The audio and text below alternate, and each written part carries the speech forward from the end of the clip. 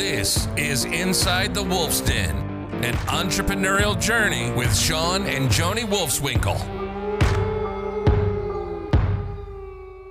Welcome back to Inside the Wolf's Den with your hosts, Shawn and Joni Wolfswinkle. Today we haven't done a power play in a while, so we're going to have a quick power play for you guys. If you're Wolf's power play. Sorry about that. The Wolf's power play. I forgot about that. So I hope everybody had a great 4th of July weekend and got rested and kind of the half of the year's over. It is. New quarter starts today. Yeah, so that's it's exciting to see where we're at. And I know the second quarter is probably going to have challenges and opportunities and stuff to look at. So it's always challenging, but it's how you look at it, right, and how you react to it. That's right. So what are we talking about today? So today we're going to do maximizing your potential, right? So when you think about maximizing your potential, how can you use your unique ability, to accomplish more in this world, right? Like what are some things that you can do to really maximize your potential? And we're talking more on a personal and professional level. Absolutely. Correct? Yeah. So we, when we look at it, it's self-development and personal growth. And as we were talking with Brett before we started this was, it's a lot of it's about self-awareness and being self-aware of maybe your strengths and then also your weaknesses. Absolutely. And your strengths and you just took that out of my mouth. Yeah. Realizing your strengths and your weaknesses. And maximizing your strengths, but then also knowing your weaknesses and working on those and developing them and improving them. And so we'll give some tidbits of how we do it within our organization, but let me put you on the spot. Yeah. So what do you do to develop yourself personally and to work on your weaknesses? And of course, you have no weaknesses. Oh, right? whatever. That is so not true. I've never said that. No, but I appreciate you asking me that because I think like for me, it's, putting my ego aside and always wanting to learn more, right? Because I think that I can learn so much from others, that really helps improve my skills. And so, I read a lot of books, I read podcasts, listen to podcasts. I spend time journaling and just like quiet thoughts and so all of that kind of and just consistency in developing those like consistent habits, right? Yeah. And so all of that really, really helps. I kind of we bring that into our organization as well. Yeah. And I mean, for me, I had here a note that, I've seen a lot of people over the years, this is going to sound egotistical and it's weird for me to say because I'm not that type of person, but I've seen a lot of people over the years like squander a lot of their potential. You see it all the time. Why do you see that though? Put you on I'm going to tell you. Yeah. So like if you go back to like you everybody's done it. You go back and you look at your graduating class or your hopefully nobody's listening to them say anything, but or your college, graduating class or people that you were with in school, and you look back and you're like, man, that person had so much potential to go. We've even had family members that athletically had so much potential, and yet they couldn't put together the other areas of their life to maximize that potential. Like they could have got full ride scholarships, gotten a full college education just because of their natural talents and abilities as a athlete. And it's like, but they squandered that because they used it in, other areas. Right. Yeah. And I think a lot of it is they have fear, insecurities, doubts that they can't, overcome or they can't do it. And so I think a combination of that, and they just I'm just better off. And they listen to the naysayers or they surround themselves. I think that's another crucial part, and that's just, again, self-awareness, but being aware who you're surrounding yourself with. Are they pushing you to maximize that potential? Are they pushing you to realize your potential? Or are they 100%. Wanting to pull you down and say you can't do it, or, hey, you're not born with that capabilities, or you weren't born in that kind of environment or family that, there's all sorts of stuff that people would. And I also think, we talked about this before, like choosing who your spouse is going to be or your partner is going to be. I think that plays a huge role in this, like I couldn't do life without you. I couldn't make those decisions. I'm serious. I think that's important because we lean on each other during challenging times. Like when you're down, I lift you up, and vice versa, right? Yes. And so I think that plays a huge role in who you choose. Correct. So, and it just, you got to overcome those. And another note I had was compounding those efforts. And so, I think going back to the school thing, the school references, I think what's really helped us is that we've stayed pretty humble throughout our lives, and we've like realized that, we have a lot of growth to do and a lot of stuff, but we've put in the work, and we've stayed, we've failed, we've made huge mistakes, we've learned from our mistakes, we've, like you said, constantly invested in education and development and boot camps, and putting ourselves in rooms where we could surround ourselves with people that were ahead of us in certain areas of life. And so those efforts have just, we've done it consistently. And what I'm recommending is compounding those efforts and consistently executing upon, those growth patterns and those development and what it takes, and then compounding it over and over. And it's going to take, it took us years. Yeah, absolutely. Yeah. And I love what you said that, because, when we started off in real estate, like that was the one thing, is that with all of our coaches and all of our mentors, we listened to them. We did whatever they told us to. Not that we were naive, and but we maybe we were, but we listened to them, right? And we followed their lead. Where I see a lot of times where people are just like, no, I know it better. It's like, well, that's why you're not growing, is because you can't set your ego aside to say, you know what, like, yeah, this person knows what they're doing, I'm going to follow them. Correct. And we just, they told exactly, and we just went and did it and executed right on how they said to do it. And yes, because some people will ask us some questions sometimes about certain things, about VAs or managing certain ways, and like, well, here's how we've done it. Oh no, here's our playbook. This is what works for us. And there's like, they think they have a better way of doing it or a better solution, and maybe there is. I'm not denying that, but also, like, if somebody has reached a certain level, has achieved something or execute on something that you want to, and this is how they did it, why do you think you're going to recreate the wheel and rechange it? So. And also when you're talking about compounding that, right? Like just improving yourself just 1% each day, right? Like you don't have to, you're not going to get rich quick. You're not going to overnight, improve overnight, but just little bits at a time, like, lifting weights or exercising or losing weight. I mean, you stick with it long enough, and then you're going to see the results. Yeah. And a lot of times, we've said this on numerous shows, everybody that I've been around that's been successful has consistently done something for a very long time. It's never, there's always the exceptions. I get that. And there's people that knock it out really quickly. But it's never going to be as quick as you think it's going to be either. No, a lot longer. And that's the crappy part. So let's go on a professional note. What do you think these skills are needed in the workplace? Well, I mean, I think that, number one, I think it develops leaders in your organization, right? And that's one thing that you and I have done well is, we have promoted self-development in our organization, where when we created our leadership team, like, they're pretty solid. Like, they can run the ship without us. Mm-hmm. But it's, and I think it goes back to that fear and everything. I think a lot of people are worried about, okay, I'm going to develop them, I'm going to teach them, and then they're going to go out and compete against me, or they're going to go start their own business. And we've had numerous employees go out and start their own businesses, go out and do their own thing, or take a step up in a career somewhere with another organization. That's fine. And that's, and I think you have to have an abundance mindset, right? You can't like go in thinking like, oh gosh, like I'm not going to give them all my secrets because they're going to go leave me, right? Because at the end of this, there's going to be another opportunity and, a bigger reward at the end of it. Correct. And every time we've had somebody leave, I think it gives you an opportunity to level up in that position. Absolutely. And find somebody even stronger. And be happy for them. Yeah. I mean, that's what you want. Like, that's how we want to impact people in this world, is we want them to succeed just as we did. Yeah. And so, because the alternative is if you don't develop them, then you got a bunch of undeveloped people in your organization. That's not good either. Yeah.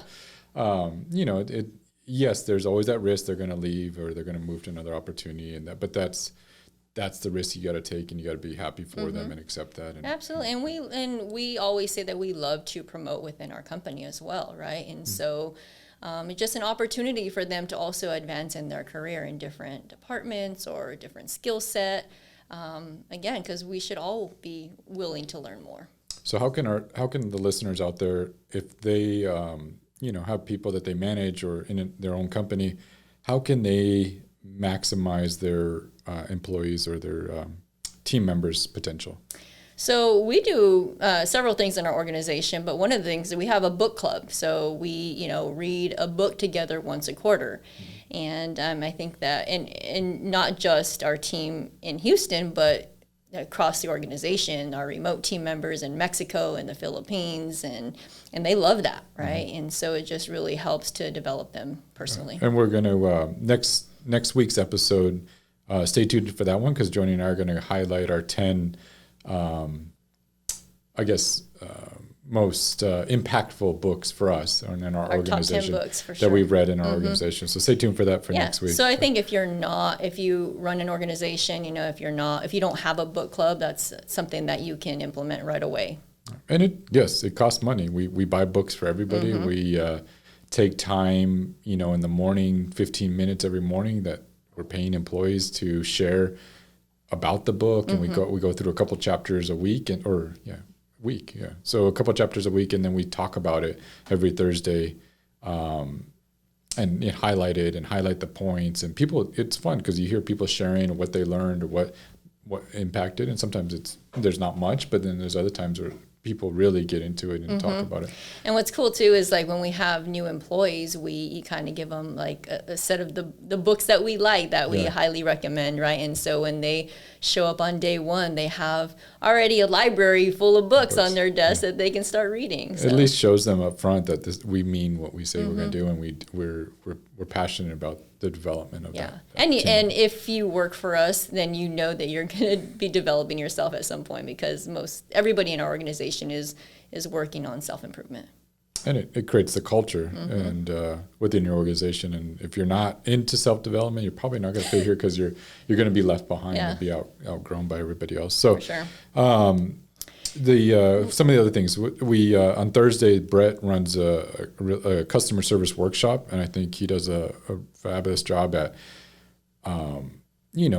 promoting or elevating our customer service within our organization. Absolutely. And part of that too is like during those customer service workshops, we allow the team members to also lead that, right? So it develops their speaking skills and communication, right, and leadership. So I think, because they're presenting to like 50-some people on a Zoom call, right? It gets a little It is, and sometimes they're like, "Oh my gosh, I'm so scared. I don't want to do this." But they're getting out of their comfort zone, and they're doing this. Even our remote team members in Mexico, like they're getting out of their comfort zone and presenting to 50 plus of our organization. So it's good for them. Yeah, gets them out of their comfort zone. So it's fun, and you see a different perspective, and again, it's about developing those qualities and those leaderships, because we want to keep developing that leadership skills that they're going to need to keep rising up in your company. And because as your company grows, you want these team members to grow as well. And that's really the key behind it. We also do, I run every month, I run an hour noon timers. It's called noon timers because Shawn used to play basketball with. No, the old man used to come in. I'm now an old man. Are you calling yourself old? So in high school, there was always the noon timers that we used to call them. They're the old men that used to come in, and now they're probably younger than I am now. But anyways, so we talk about it's all about real estate investing. So we talk about, and we've talked about this on the show. We talk about deals. We talk about real estate investing. We share deals that we're working on with our staff members. That we talk about my latest flips and how it went or how it crashed, and how to structure the deal, or how to budget for a rehab. All these things that and even what's cool is like, since we're in the property management industry, like we always like tell our employees like put yourself in the owner's shoes, right? Like, so if this was your property, like you would really want to watch the expenses, right? Because, obviously if it's your property. Yeah. So they see all that. Yeah. So, and it's fun. And we took them on a field trip one day. So one of the flips, we talked about it for a couple months, the purchase of it, how it was found, how we funded it, how much was the rehab, here's the before and afters. And then we went out and took a look at it once it was finished, so they can feel it and see it and like, wow, okay, this is beautiful. This is great. And and they're learning as they go. And again, developing and finally seeing, hey, I saw how he did that. I saw how he structured that. Maybe I can start doing this myself. Yeah. And which we do. We actually allow our staff members to bring us a deal, and we'll help them structure it and guide them along the process. Correct. And they're learning by doing. And so we have done rental properties with staff members. We've done flips. And so it once they get into it, and we've also helped a lot of staff members with purchasing their own home. Because I think that's still maximize their potential as being a homeowner, and being in we're in the real estate space, and we're selling to homeowners, to investors, and providing homes to people. So it gives them the opportunity to own their own home as well. So right, yeah. Go ahead. No, I was also going to bring up, we have a set of core values, which every company should have a set of core values, and our team knows those core values, right? And so we go over them during our customer service workshops, and we, what's our vision for the company? Everybody knows the vision for the company, right? And so I think that's important as well. And one of them is appreciating challenges and the results of overcoming them. And so we've always, I think that's maximizing your potential is not shying away from challenges, but stepping up to them, appreciating, meaning, showing gratitude for challenges that you have in your life, because we're all going to have them regardless if you want them or not. Yeah. And then the results of overcoming them. So we share, within our organization, a lot of times our challenges and how we're overcoming them. We do that as owners, but we also, leaders do that. And then we get team members that sometimes are sharing their challenges. It might be a work challenge, and we share stucks in the morning where they go over like, hey, I'm stuck here. I don't know how to get around this. And the whole organization comes together and helps that person through it. And it not only develops that individual, but all the people around them, because they hear these stucks and challenges and how that person overcame. And it might be, a lot of times it's how do I handle this conversation with an individual? He's screaming and yelling and not allowing me to do X, Y, and Z. And we share like, okay, here's how I would approach it. Here's how I would. And a lot of times that can help. And that develops, again, the person like, oh, it does. And so what's really cool is like when you have a really big challenge, like they just roll up their sleeves and, all right, like, where do we get started? Let's fix this, right? Yes. Another thing is, I think, is we have done is help develop your team members with their own education, licenses, degrees. So, give them the opportunity to advance professionally. So helping support that as a company and as owners, allowing your team members to get their real estate license, supporting them in that, helping them with deals, helping them, get jump started, helping them maybe become a purchasing agent for you, or a disposition person, or a realtor in your organization. Absolutely. Helping with, in the plumbing company, helping getting license, your license. And then degrees and stuff like that. And we've done in our accounting department, we've done a lot where we've sent them to courses to learn and to every year to develop on what's new with the state laws and accounting and that stuff. So you're constantly developing and spending that time. Right. And meeting with your team members frequently, so you get to know them on a personal level, to know what their passions are, right? Like, how can we help them grow to that next level, right? Yeah. And what they want to become. And so it's an investment, but it's, again, a lot of these are like you're investing in your organization so that you're developing these people. So as they are rising and growing and improving themselves, so is your company. Right. And so your company is growing along with them, and these team members are growing along with your company, and it creates and sometimes that's why we said it doesn't work for everybody, because some people that don't, we outgrow them, right. And then you have to find somebody else. Yeah. But it happens. It happens. And so I thought another last point I'll mention that I thought was cool that you've done is, I think, even in the professional world, you still need to take care of yourself, right? And I think, on a promoting health and fitness in your organization as well. Yeah. You can't maximize your potential if you are struggling, health-wise or stuff like that. So you still got to think about that. So we brought in our organization, we've done brought in trainers to, we gave them an hour, and our staff member could ask whatever questions they wanted to this personal trainer, and workout programs, diets, and stuff like that. And we've done workout, programs together. We have a gym in our office, to promote health and fitness. I mean, it was used the first week, but if anybody wants, somebody gets in there, and they probably are embarrassed to. If you come late at night, you'll probably see them in there working out. But no, I mean, to promote, give them those opportunities and promote and that you care about their health and wellness just as much as to maximize their potential. And some of our customer service workshops are geared towards that, right? Some of, so I mean, I think it's pretty cool to go through that. Yeah. So, well, stay tuned for next week's 10 top 10 books that we have had in our book club, and so we'll get into some of those books and what we shared and what we learned, and hopefully add you some value to that. So, and hopefully, if you have not all read them, they're awesome books to get a hold of. Yes. So thank you, everybody, for listening into this episode, and we will see you next time. You've been listening to Inside the Wolf's Den, an entrepreneurial journey with Shawn and Joni Wolfswinkle. Tons of entrepreneurial podcasts are out there, talking. But Joni and Shawn are living it every single day. Their portfolio now includes many franchises and medium-sized businesses. We talk about the trials and motivators of successfully running a business. Join us again soon for another podcast. But until then, reach out on the website at InsideTheWolf'sDen.com, on Facebook at Inside the Wolf's Den, on Instagram at Inside the Wolf Den. We'll see you again soon. This is Inside the Wolf's Den. We'll see you next time.